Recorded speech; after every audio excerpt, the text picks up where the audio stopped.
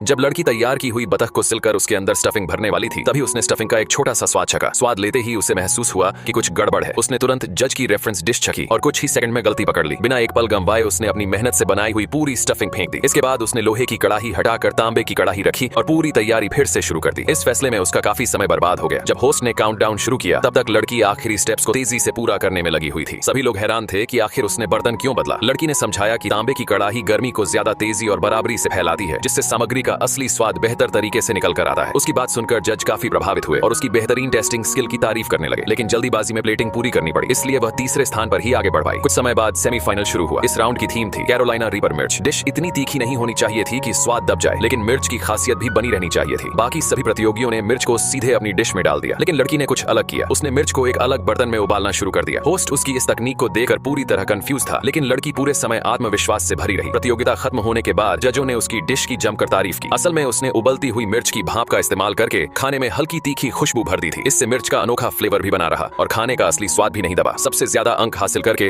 वह सीधे फाइनल में पहुंच गई, लेकिन बाद में उसकी प्रतिद्वंदी उसके पास आई और आरोप लगाने लगी कि मिर्च की भाप ने उसकी डिश को प्रभावित किया है। फाइनल शुरू होते ही लड़की ने देखा कि उसकी प्रतिद्वंदी उसकी हर सामग्री और हर चुनाव की नकल कर रही है। तब उसने जानबूझकर अपनी सामग्री को छिपाना शुरू कर दिया और सामने बची हुई चीजों को जल्दी से ढक दिया। जैसा उसने सोचा था वैसा ही हुआ। प्रतिद्वंदी तुरंत उसके जाल में फंस गई। जैसे ही लड़की ने उसे एक बोतल उठाते देखा, उसे समझ आ गया कि जीत अब उसी की होगी। पूरी प्रतियोगिता के दौरान प्रतिद्वंदी ने लगभग हर कदम की नकल की। होस्ट ने जजों से पूछा कि क्या यह चीटिंग नहीं है। जजों ने जवाब दिया कि नियमों के अनुसार यह चीटिंग नहीं मानी जाएगी, क्योंकि एक जैसी तकनीक इस्तेमाल करने से स्वाद भी एक जैसा हो यह जरूरी नहीं है। प्रतियोगिता के आखिरी हिस्से में प्रतिद्वंदी की ईल देखने में लड़की की डिश से भी ज्यादा नरम और आकर्षक लग रही थी। अब लगभग सभी को लगने लगा कि जीत उसी की होगी, लेकिन क्योंकि वह ज्यादातर समय नकल करने में व्यस्त रही, लड़की अपनी डिश पहले ही पूरी कर चुकी थी। समय की भरपाई करने के लिए प्रतिद्वंदी ने शराब और ब्लो टॉर्च का इस्तेमाल करके डिश को जल्दी गर्म करने की कोशिश की, लेकिन जैसे ही उसने आग लगाई, अचानक लपटें बेकाबू होकर भड़क उठी। उसने सिर्फ दिखाई देने वाले स्टेप्स की नकल की थी, उनके पीछे का असली विज्ञान और तकनीक नहीं समझी थी, और इसी गलती की वजह से आखिरकार लड़की ने प्रतियोगिता जीतकर चैंपियनशिप अपने नाम कर ली।